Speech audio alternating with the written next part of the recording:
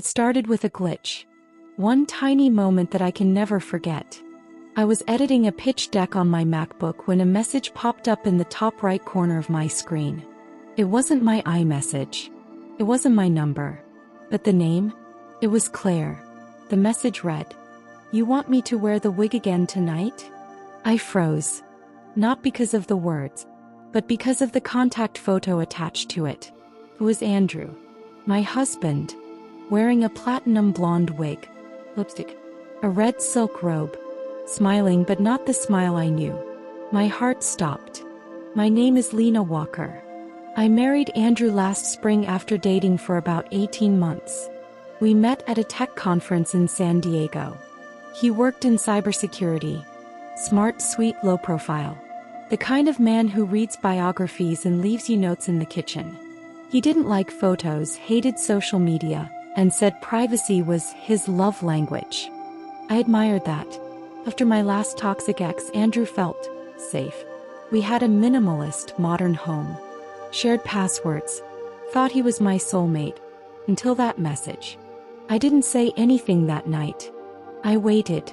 Because the phone was still synced to my MacBook. More messages came in. Some were flirtatious. Others were deeply personal, long texts between him and someone named Amber. But it wasn't Andrew texting Amber. It was Claire. It was Andrew. He had a full-blown second identity. Not a joke. Not a kink. Not a costume. Claire had a voice, a vocabulary, even emotional tone that was nothing like Andrew.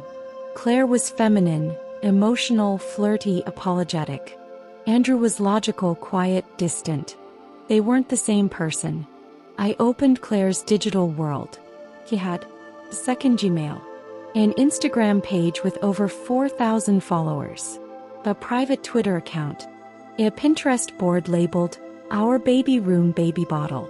That's when I found it, a thread of emails between Claire and Amber. They talked about adoption, getting married, and moving to Portland together. Amber didn't know about Andrew.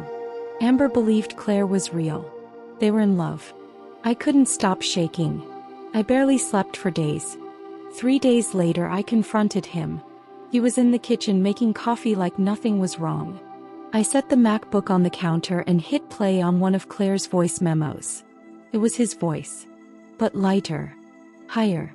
More delicate. He turned pale. Didn't speak for at least 10 seconds. Then said, "You weren't supposed to find out. Not like this." "So it's true?" I asked.